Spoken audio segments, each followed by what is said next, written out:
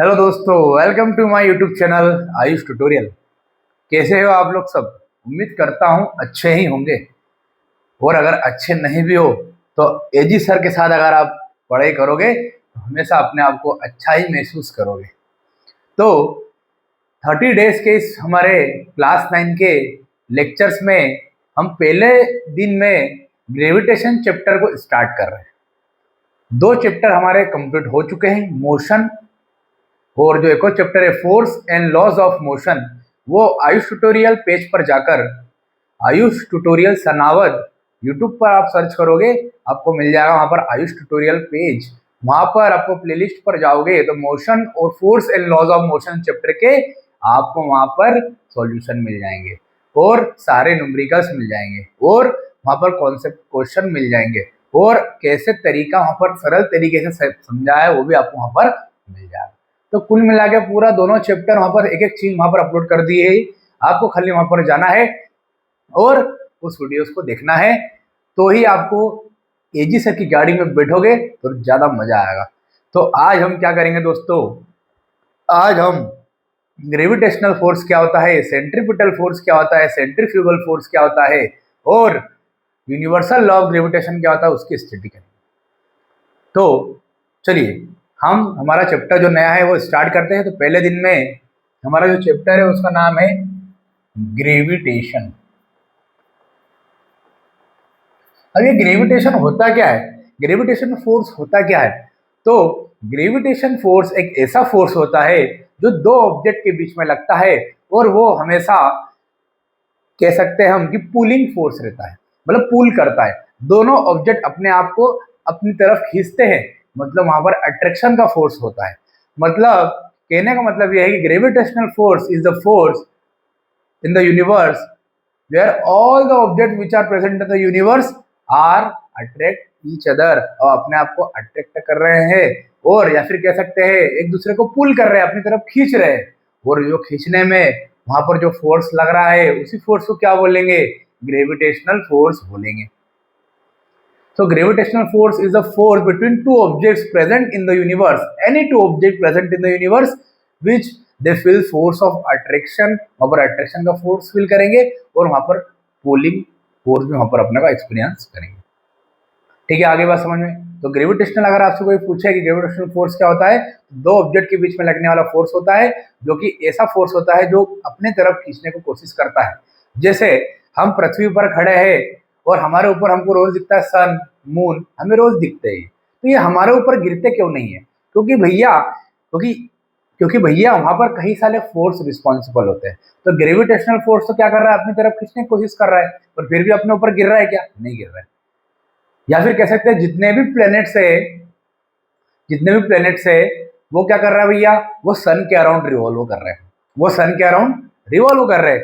तो अगर सन के अराउंड रिवॉल्व करेंगे जितने भी प्लैनेट्स, तो हम कह सकते हैं वहां पर कौन सा फोर्स लग रहा है, ग्रेविटेशनल फोर्स लग रहा है। तो ग्रेविटेशनल फोर्स के कारण ही सन के अराउंड प्लैनेट्स रिवॉल्व करते हैं, ये भी बात आपको पता होना चाहिए। पर एक बात काम की बात हो रही है, वहां पर कई सारे फोर्स रिस्पॉन्सिबल होते हैं। तो वहां पर दो फोर्स और रिस्पॉन्सिबल होते हैं, एक होता है सेंट्रीपिटल फोर्स और एक होता है सेंट्रीफ्यूगल फोर्स।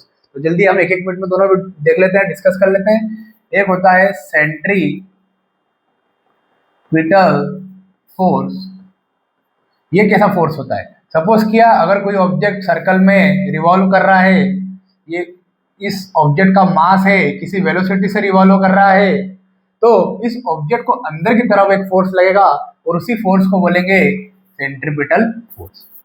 और एक फोर्स होता है सेंट्रीफ्यूगल फोर्स। सेंट्रीफ्यूगल फोर्स ऐसा फोर्स होता है, सपोज क्या है मास है, किसी वेलोसिटी से मूव कर रहा है, इसको अगर बाहर की तरफ फोर्स लगेगा, away from the centre, away from the centre, अगर सेंटर से बाहर की तरफ फोर्स लगेगा तो हम कह सकते हैं वहां पर जो है उस फोर्स को बोलेंगे सेंट्रीफ्यूगल। ये जो सेंट्रीपिटल फोर्स है, इस सेंट्रीपिटल फोर्स का फॉर्मूला होता है mv²/r, जिसमें m मास ऑफ ऑब्जेक्ट है, v वेलोसिटी है और r रेडियस है। इसकी अगर हम डेफिनेशन बेटा रटना नहीं है कोई सी भी चीज, आपको फिर भी आपके जो नोट्स है आपको डिस्क्रिप्शन बॉक्स में मिल जाएंगे या पीडीएफ के फॉर्म में कोशिश करूंगा अपलोड करने की। बट आपको जो न्यूमेरिकल्स के आंसर है या जो जो भी डेफिनेशन आती है आपको वहां पर मिल जाएगी। आप तो खाली चीजें समझे, फिर आप एनसीईआरटी को उठाओगे ना, पूरा एनसीईआरटी ही है, मजा आ जाएगा आपको पढ़ने में। एक बार यहाँ समझो, एक बार आप पढ़ो, मैं गारंटी के साथ बोलता हूँ आप कहीं पर भी किसी को भी किसी वक्त भी जवाब दे दोगे सर इसका आंसर ये है, क्योंकि आप एजी सर की गाड़ी में सवार हो, आपको मंजिल तक मैं पहुंचा के रहूंगा। कुछ ना कुछ तो वहां पर आपको ऐसा महसूस नहीं होगा कि ये मुझे आता नहीं, आपको आता ही है, बात खत्म, यही आपका जवाब रहेगा। चलिए, तो सेंट्रीपिटल फोर्स की डेफिनेशन कैसे बनाएंगे? The force which is acting toward the center is called centripetal force. That force is called centripetal force. या centrifugal force क्या होगा? The force which is acting away from the center, that force is called centrifugal force. हमारे जो syllabus में ज्यादातर जो force काम में आता है वो सेंट्रीपिटल फोर्स काम में आता है। आपने दोस्तों एक और बात देखी होगी, जो मौत के कुएं में जो गाड़ी घूमती रहती है वो भी इन्हीं फोर्सेस के कारण घूमती रहती है। गाड़ी को अंदर की तरफ सेंट्रीपिटल फोर्स लगता है, बाहर की तरफ भी सेंट्रीफ्यूगल फोर्स लगता है, फ्रिक्शन फोर्स भी लगता है, तीनों फोर्स एक साथ लग जाते हैं तो गाड़ी आपकी वहीं की वहीं घूमती रहती है, वो नीचे गिरती नहीं है। तो यही सब फोर्सेस वहां पर रिस्पॉन्सिबल होते हैं। चलिए, मैं आपको एनसीईआरटी में टिक भी लगवा दूंगा, लास्ट में लगवाते भी चलूंगा, तो आप लास्ट तक वीडियो जरूर देखें और मेरे वीडियो को शेयर करें, लाइक करें, सब्सक्राइब करें। चलिए चलिए, हम आज अगला टॉपिक है हमारा यूनिवर्सल। सिर्फ 5 मिनट का है और वीडियो आज का हमारा खत्म। इंपॉर्टेंस में आपका वहीं पर अपन देख लेंगे। समझ में आ गई बात? एनसीईआरटी में universal law of gravitation, universal law of gravitation. तो गैलीलियो गैलीली एक साइंटिस्ट आया, उन्होंने ग्रेविटेशन के 2 लॉ दिए, यूनिवर्सल लॉ दिए, 2 लॉ दिए, उसी से प्रूफ निकला है ग्रेविटेशनल फोर्स का। उसी से क्या निकला है? Proof of gravitational force. 2 law क्या दिए? सपोज किया एक ऑब्जेक्ट ये है जिसका मास m है, कैपिटल M, दूसरा ये ऑब्जेक्ट है जिसका मास क्या है, स्मॉल m। दोनों के बीच की जो डिस्टेंस है वो कितनी है? d है, या फिर r है, मान सकते हैं, कुछ भी मान सकते हो, वेरिएबल है ये। तो उसने हमको 2 लॉ बताए, और ये 2 लॉ अगर आपको याद हो गए टॉपिक खत्म। ध्यान समझना, खाली 2 मिनट के दोनों लॉ है। पहला लॉ हमें यह बोलता है कि 2 ऑब्जेक्ट के बीच में जो फोर्स है वो डायरेक्टली प्रोपोर्शनल है उनके प्रोडक्ट ऑफ मासेस। तो 2 ऑब्जेक्ट के बीच में जो फोर्स लग रहा है वो डायरेक्टली प्रोपोर्शनल होगा उनके प्रोडक्ट ऑफ उनके मासेस के, प्रोडक्ट ऑफ देयर मासेस। तो क्या डेफिनेशन हो जाएगी इसकी? हमारी लॉ क्या हो जाएगा? इसके ऊपर लॉ लिख लेना, डायग्राम बनाया, इसके ऊपर लॉ लिख लिया कि force is directly proportional to product of their masses. मतलब जितने ज्यादा मास होंगे उतना ही ज्यादा क्या होगा? फोर्स होगा, ग्रेविटेशनल फोर्स। दूसरी बात करें, दूसरा लॉ उन्होंने दिया, force is inversely proportional to square of distance between them. इन दोनों के बीच में जितना भी फोर्स लगेगा वो square of distance between them के इनवर्सली प्रोपोर्शनल होगा। ये उसने बोला सेकंड लॉ। क्या बोला? सेकंड। इसका मतलब क्या निकलता है? पहला का तो मतलब समझ में आ गया कि मास बढ़ाएंगे तो फोर्स भी बढ़ जाएगा। इसका मतलब क्या? खाली 1 मिनट का आंसर है, खत्म ही हो गया। उसने ये बोला कि अगर आप डिस्टेंस को बढ़ाते जाओगे, मतलब इनके डिस्टेंस आप यहाँ कर दो, ये डिस्टेंस ये होगी, फिर बढ़ा दो, मतलब आप डिस्टेंस को बढ़ाओगे तो फोर्स क्या हो जाएगा? ऑब्वियसली सीधी सी बात है, अगर 2 ऑब्जेक्ट की डिस्टेंस बढ़ाओगे तो फोर्स कम लगेगा, फोर्स बढ़ जाएगा। या फिर हम 2 ऑब्जेक्ट की डिस्टेंस को अगर कम कर देते हैं, डिस्टेंस को अगर क्या कर देते हैं? कम, तो फोर्स क्या लगेगा? ज्यादा। वो 2 चुम्बक है, दोनों को पास लेके फट से फोर्स लगेगा। डिस्टेंस बढ़ाएंगे तो फोर्स कम लगेगा, तो डिस्टेंस बढ़ देंगे तो फोर्स कम लगेगा, ये इसका मतलब। तो फोर्स इज इनवर्स 1 के फॉर्म में जा, मतलब इनवर्सली, उल्टा, ये बढ़ाएंगे तो ये कम होगा, या ये कम करेंगे तो ये बढ़ेगा। और सीधा डायरेक्टली प्रोपोर्शनल बोलते हैं। क्या बोलते हैं? Directly proportional. तो ये डायरेक्टली प्रोपोर्शनल है, ये इनवर्सली प्रोपोर्शनल है। तो रजत समझ में आया कि नहीं आया? रजत आपका डाउट था। अब खाली 1 मिनट का दोस्त और बचा है और हमारा वीडियो खत्म हो गया। इन दोनों लॉ को हम मिला देंगे, तो इन दोनों लॉ को हमको मिलाने के बाद हमको क्या मिलेगा? A proportional to m upon r square या d स्क्वायर। प्रोपोर्शन हट जाता है, लग जाता है constant Gmm by r square. यही आपका फॉर्मूला बन जाता है ग्रेविटेशनल फोर्स का। और ये जो ग्रेविटेशनल कांस्टेंट G आया है, हमेशा आप लोग 9th क्लास के बच्चों, आप फिजिक्स पढ़ना चालू किए आप लोगों ने, तो आप हमेशा याद रखिए कि प्रोपोर्शनल जब कभी भी हटता है वहां पर लग जाता है कांस्टेंट। तो राजा समझ में आए? प्रोपोर्शनल जब भी हटता है तो क्या लगता है? कांस्टेंट। और इसी कांस्टेंट को क्या बोलते हैं? बोलिए, ग्रेविटेशनल कांस्टेंट। क्या बोलते हैं भैया? Gravitational constant. इसकी वैल्यू कितनी होती है? फिक्स होती है हमेशा 6.67 into 10⁻⁻11 newton metre square KG minus 2। ये यूनिट कैसे आई, बहुत सारे बच्चों को डाउट्स रहता है, बता देता हूँ। देखिए हमको किसकी यूनिट निकालना है, जी की, तो जी का फॉर्मूला बना दो पहले। ये आर स्क्वायर इधर आ जाएगा, F into R square upon M into M. ये आ गई यूनिट। कोई दम है क्या, फिजिक्स में कोई भी दम नहीं है, न्यूमेरिकल भी कोई में दम नहीं। Numerical, derivation, concept, case study, physics में कोई भी दम नहीं है। एजी सर की गाड़ी में सवार हो जाओ, कोई भी दिक्कत नहीं आने।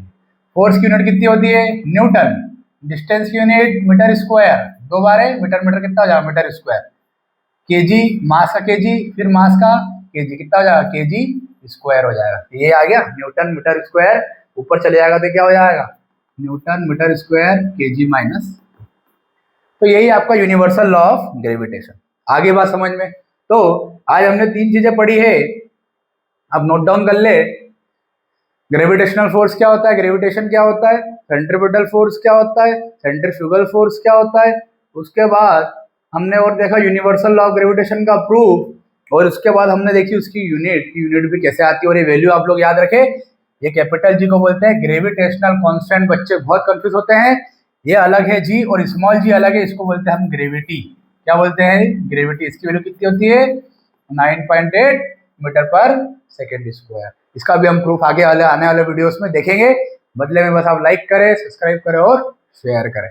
चलिए हम अगर बात करें कि अब बुक में हम टिक लगा लेते हैं, ठीक है, बुक में हम टिक लगा लेते हैं, तो सर्च कर लेते हैं भैया। 1 मिनट खाली लूंगा आपका, टिक लगा लो आप भी, और ये वीडियो हमारा खत्म हो गया, ठीक है। चलिए बीच बीच में चेक करना पड़ता भैया, बंद भी हो जाती चीजें। हाँ 2 वीडियो ऐसी हुआ है, मेरा गर्मी भी बहुत है। बदले में बस क्या करना है आपको, लाइक और सब्सक्राइब, कोई भी दिक्कत नहीं आने देंगे भैया। चलिए ध्यान से देखिए, यहाँ पर कहाँ पर सर्च करेंगे भैया, यहाँ पर, हाँ ये हो गया अपना, यहाँ पर लिखेंगे ग्रेविटेशन, है ना। ग्रेविटेशन कैसे लिखेंगे भैया, यहाँ से तो बड़ा पैनल हो जाता है। बस 2 मिनट बेटा, 2 मिनट बस, 2 मिनट बस, ये आपका हो गया काम। ग्रेविटेशन चैप्टर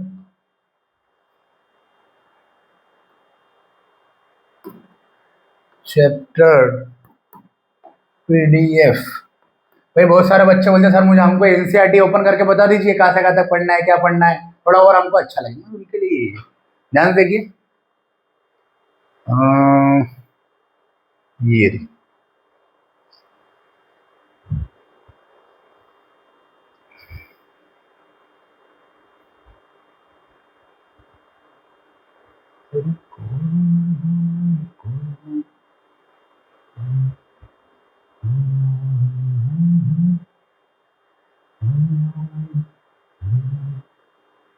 गाता रहे मेरा दिल, तू ही मेरी मंजिल है। चलिए देखो ग्रेविटेशन चैप्टर चालू हो गया हमारा। यहाँ पर एग्जांपल दिया सेंट्रीपिटल फोर्स का, अंदर की तरफ फोर्स लगा रहा है जिसको हमको घुमा रहा है, यहाँ पर पढ़ लेना आप ग्रेविटेशन, इसको खाली आप पढ़ लेना। डेफिनेशन मैंने आपको जो बताया वो लिखना, ग्रेविटेशनल फोर्स की डेफिनेशन डिस्क्रिप्शन बॉक्स में भी डाल दूंगा, आप समझ लेना खाली वहाँ पर। यहाँ सेंट्रीपिटल फोर्स, सेंट्रीफ्यूगल फोर्स क्या था वो पता होना चाहिए, वो भी डेफिनेशन में आपको बता चुका हूँ। ठीक है, आगे इधर आते हैं अपन, ये यूनिवर्सल लॉ ऑफ ग्रेविटेशन का प्रूफ है, इसको आप मार्क कर लीजिए। ये 2 डायग्राम बनाओगे आप लोग, डायग्राम बनाने के बाद यहाँ से आप लोग लिखना चालू करोगे तो यहाँ तक खत्म करना है, यहाँ तक, तो ये आपका फोर्स वाला खत्म हो जाएगा। अब कल हम डिस्कस करेंगे, देखो इंपॉर्टेंस भी आप लोग याद कर लेना, 4 इंपॉर्टेंस है, ठीक है, इंपॉर्टेंस भी आप लोग याद कर लेना। तो इंपॉर्टेंस और यूनिवर्सल लॉ ऑफ ग्रेविटेशन आपको बता ही चुका हूँ क्या इंपॉर्टेंस है। देखिए क्या क्या इंपॉर्टेंट, कल से हम फ्री फॉल और ये सब चीजें देखेंगे आने वाले। अगले 7-8 दिन में चैप्टर खत्म, उसके अगले 8 दिन में अगला चैप्टर, उसके अगले 8 दिन में अगला सिलेबस कंप्लीट, बोला ना 30 दिन में करवा दूंगा। चलिए देखिए इधर, सिर्फ 1 मिनट और वीडियो खत्म। देखिए यहाँ पर जो आपका प्रॉपर्टीज देखे या इंपॉर्टेंस देखे वो ये है कि जैसे मैंने भी आपको बताया, प्लैनेट्स क्या होते हैं, सन के अराउंड क्या करते हैं, रिवॉल्व करते हैं। फिर मैंने आपको क्या बताया, देखिए यहाँ पर the motion of the moon around the earth, जो मून है वो भी किसके अराउंड घूमते रहता है, अर्थ के अराउंड घूमते रहता है, वो भी क्या है, ग्रेविटेशनल फोर्स का इंपॉर्टेंस। एक और क्या है, ऐसा force that bind us to the earth, एक फोर्स है जो हमको पृथ्वी से बांध के रखा हुआ है, बाइंड करके रखा हुआ है, हमको पृथ्वी से बाइंड करके रखा है। और यहाँ पर भी जो चौथा है वो the tides due to the moon and the sun, जो वहाँ पर जो मून और सन के वहाँ पर जो टाइड्स होते हैं उनके कारण भी वहाँ पर एक इंपॉर्टेंस हमको देखने को मिलता है। ये चारों आप लोग याद कर ले, दो को ऐसा भी आपको वहाँ पर याद होना चाहिए। ठीक है भैया, क्लियर है? तो इसको याद कर ले और आज का हमारा वीडियो खत्म हो जाता है। कल फ्री फॉल और जो आने वाले टॉपिक्स है उनको कवर करेंगे। ठीक है ना भैया? चलिए, मैं कोशिश करता हूँ कि भैया वीडियो क्या रहे हमारा जो वीडियो है वो छोटा सा छोटा रहे, 15 मिनट से ज़्यादा ना रहे, और टुकड़ों में रहे, 6-7 दिन में हमारा ये कंप्लीट हो जाए। मैं चाहूँ तो मैं एक दिन में भी सारा पूरा चैप्टर करा सकता हूँ, पर उसमें मज़ा नहीं आता है। पर आजकल फॉलोइंग बढ़ाने के लिए 1-1 घंटे का वीडियो डालते हैं। ठीक है, कोई बात नहीं।